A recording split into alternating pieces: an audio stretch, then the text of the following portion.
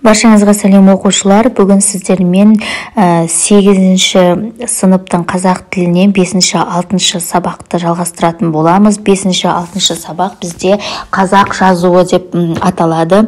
Сабағымды бастамас бұрын әдеттегіде мен барша көрермендерімді, менің арнама тіркелмеген көрермендерім, оқушыларым болса, менің арнама тіркеліп кетуге шақырамын.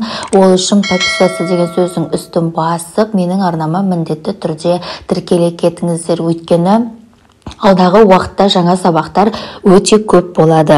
Сонымен сабағымызды бастаймыз. 5-ші 6-шы сабақ қазақ жазуы. Сіздерде бірінші тапсырма берілген сұрақтарға жауап бер дейді.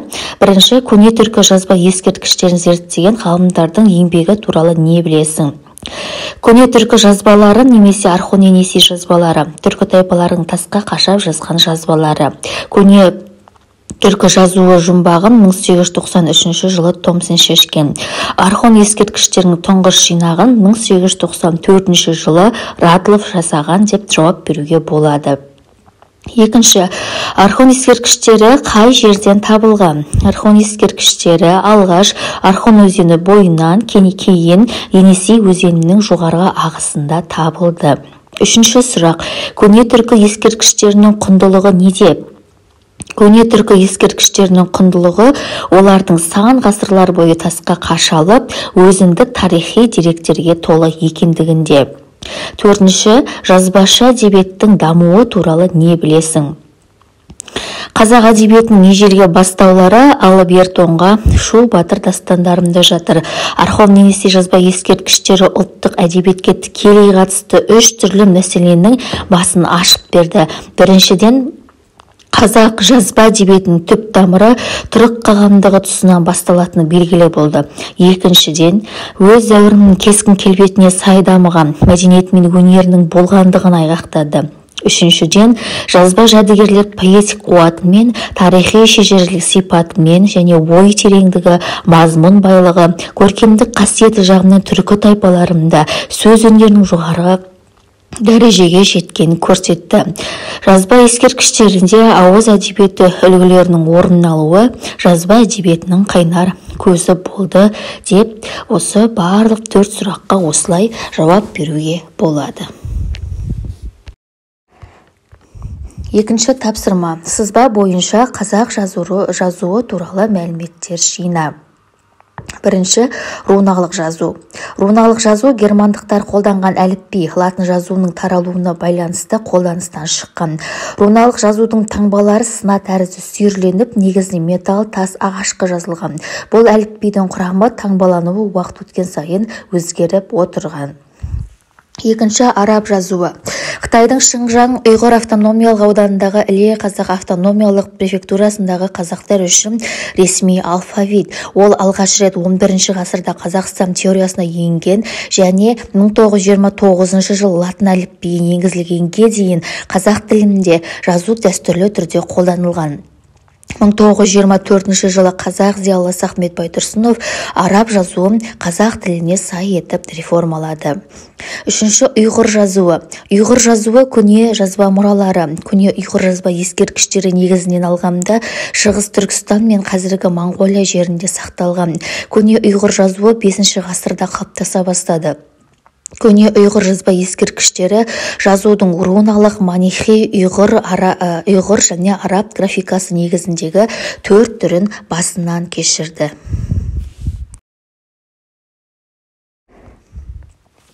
Кирилл жазуы. Славян әліпбиінің алғашқы 2 түрінің бірі. Әліпби славян ағартушысы Кириллдің атымен аталған. 1940 жылы Кеңес одағы халықтары біртекті әліпбиді қолдануы қажет деген саясатпен КСРО құрамындағы халықтардың жазуы жаппай кириллицаға көшірілді. Оның ішінде қазақ жазуы да Кирилл әліпбиіне көшіріліп, бүгінге дейін қолданылып келеді. Орыс тілінде жоқ қазақ тілі дыбыстарының таңбалары Кирилл таңбаларына ұқсастырылып, қазіргі қазақ әліпбиі қабылданды. Бұл әліпбидің қазақ тіліне тән ерекшеліктердің бәрін толық таңбалай алмауына байланысты кейінгі жылдары қазақ жазуын латын әліпбиіне көшіру мәселесі көтеріліп келеді. Бесінші латын графикасы. Әлемде кеңінен қолданылған графика. Елбасымыз болашаққа бағдар рухани жаңғыру атты мақаласында Қазақстанның латынға көшуі жайлы жоспарына тоқталып, нақты тапсырмалар берген болатын. Бұл заман талабына туған шешім екеніне тоқталған елбасы 2017 жылдың аяғына дейін ғалымдардың көмегімен барша қоғам өкілдерімен ақылдаса отырып, қазақ әліпбиінің жаңа графикадағы бірыңғай стандартты нұсқасын қабылдау керек. 2018 жылдан бастап жаңа әліпбиді үйрететін мамандарды және орта мектептерге арналған оқулықтарды дайындауға кірісуіміз керек. 2025 жылға қарай іс қағаздарын, мерзімді баспасөзді, оқулықтарды бәрінде латын әліпбиімен шығара бастауға тиіспіз деген еді. Міне, екінші тапсырманы осылай орындасаңыздар, осындай мәліметтермен толықтырсаңыздар болады.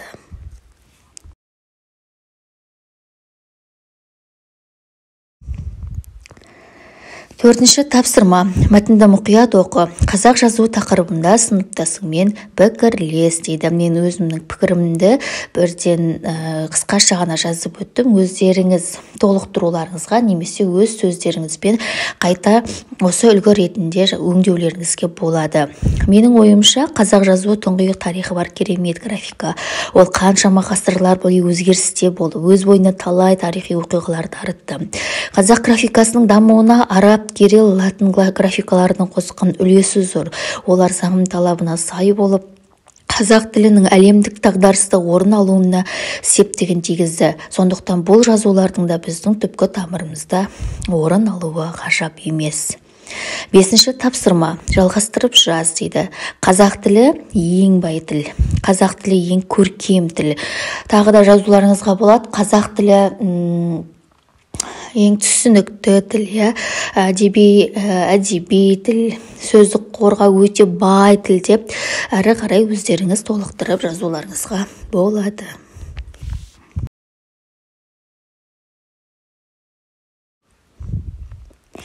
Алтыншы тапсырма. Мәтін негізінде сөз өнері туралы ойларыңмен бөлісіңдер. Меніңше сөз өнері өмірімізді түрлі бояуларға бояйтындай. Себебі әсем сөйлеу кез келгеннің ішкі жан дүниесінің айнасы. Ол адамның білімділігі, өнерден хабарын және дарындылығын көрсетеді. Сөз өнеріне машық болу адамның тілге деген құштарлығы мен махаббатын білдіреді деп. Бұл менің пікірімді әрі қарай өздеріңіз жалғастырып жазып кетулеріңізге болады, өз сөздеріңізбен, өз ойларыңызбен, өз пікірлеріңізбен.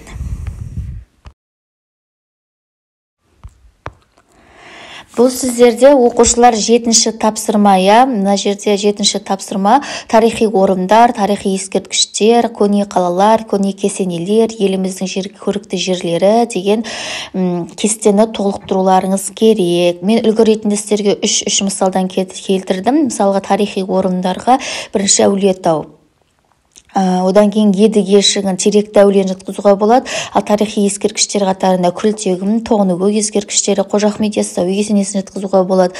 Одан кейін көне қалаларға Төрткөл қалашығы, Құлан қалашығы, Меркі қалашығын, көне кесенелер қатарына Айша бибі кесенесін, Қарахан кесенесін, Дәуітбек кесенесін, еліміздің көрікті жерлеріне Бурабай, Алакөл, Шарын шатқалы деп жазуларымызға болады. Енді өздеріңіз біздің көрікті жерлеріміз туралы, Қазақстанның көрікті жерлері, Қазақстан энциклопедиясы туралы кітаптарды пайдалана отырып, осы әлеуметтік желілерде, мысалға осы кестені әрі қарай өздеріңіз толықтырып, әрине бізде болғана емес қой, өте көп қой, тарихи орындар, көрікті жерлеріміз, сондықтан өздеріңіз әрі қарай жазуларыңызға болады. 8-ші тапсырма. Мәтін бойынша сөйлемдерді толықтырып жаз. Сөз өнеріне жұмсалатын зат сөз. Бір нәрсе турасындағы пікірімізді, яки қиялымызды, яки көңіліміздің күйін сөз арқылы айта білсек, сол сөз өнері болады. Шығарма дегеніміз ішіндегі пікірді, қиялды, көңілдің күйін тәртіппен, қисынын, кескінін келістіріп, сөз арқылы тысқа шығару. Сөз шығару өнерді қорек қылса, өнер ғылымды қорек қылады. Мұнан сөз өнерінің ғылымы туады. Міне оқушылар, осы 5-6 сабақ қазақ жазуына арналған сабағымызды осылай орындасаңыздар болады. Бүгінге осы менің сіздерге көрсетер сабағым, берер жолым, берер бағытым, бағдарым. Сабақты міндетті түрде соңына дейін көрдіңіздер деген ойдамын. Егер менің арнама тіркелмесеңіздер, онда тіркеле кетіңіздер. Өзге де оқушылармен бөлісе отырыңыздар. Ал баршаңызға сәттілік. Келесі сабақта кездескенше.